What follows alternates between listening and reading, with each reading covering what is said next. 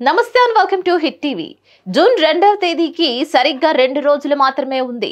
తెలంగాణ రాష్ట్ర అవతరణ దినోత్సవ వేడుకలను ఘనంగా నిర్వహించేందుకు తెలంగాణ ప్రభుత్వం ఏర్పాట్లు చేస్తుంది.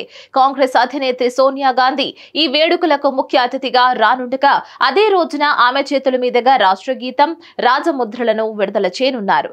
కాంగ్రెస్ ప్రభుత్వ హయాంలో జరుగుతున్న తొలి అవతరణ దినోత్సవ వేడుకలను అంబరాన్నంటేలా నిర్వహించాలని సీఎం రేవంత్ రెడ్డి అధికారులకు దిశానిర్దేశం చేశారు. రాష్ట్ర గీతం జయ జయ హేకు తుది మెరుగులు దిద్ది మళ్లీ ఆవిష్కరిస్తున్నారు. అలాగే రాజముద్రను కూడా కొత్తగా రూపొందిస్తున్నట్లు సమాచారం. దీంతో రాజముద్ర ఎలా ఉంటుందన్న ఆసక్తి అందరిలోనూ రేకెత్తిస్తుంది. రాష్ట్ర రాజముద్రను ఎప్పుడెప్పుడు విడుదల చేస్తారా అని ఎదురు చూస్తున్నారు. ఈ నేపథ్యంలో సోషల్ మీడియాలో ఓ లోగో ఫోటోలు నెట్టింట వైరల్ అవుతున్నాయి. తెలంగాణ కొత్త రాజముద్ర ఇదేనంటూ లోగో బయటకు వచ్చింది. ఈ లోగోలో రాష్ట్రాన్ని సాధించిన అమరవీరులకు గుర్తుగా ఏర్పాటు చేసిన అమరవీరుల స్తూప మధ్యలో ఉంచారు. దానికి ఇరువైపులా తంగేడు ఆకులు, పైన 3 సింహాల రాజముద్ర ఉన్నాయి.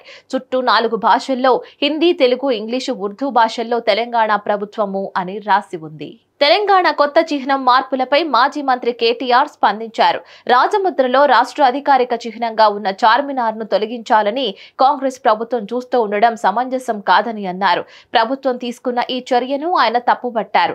చార్మినార్ శతాబ్దాలుగా హైదరాబాద్ కు ప్రతిరూపంగా గుర్తుగా ఉందని, హైదరాబాద్ ను తలుచుకున్న వారికెవరికైనా ముందుగా గుర్తొచ్చేది చార్మినారేనని అన్నారు. ఇప్పుడు కాంగ్రెస్ ప్రభుత్వం లేనిపోని కారణాలు చెబుతూ చార్మినార్ ను రాష్ట్ర లోగో నుంచి తొలగించాలని చూస్తూ ఉండడం సిగ్గుచేటని మండిపడ్డారు. మరిన్ని అప్డేట్స్ కోసం stay tune to hit TV.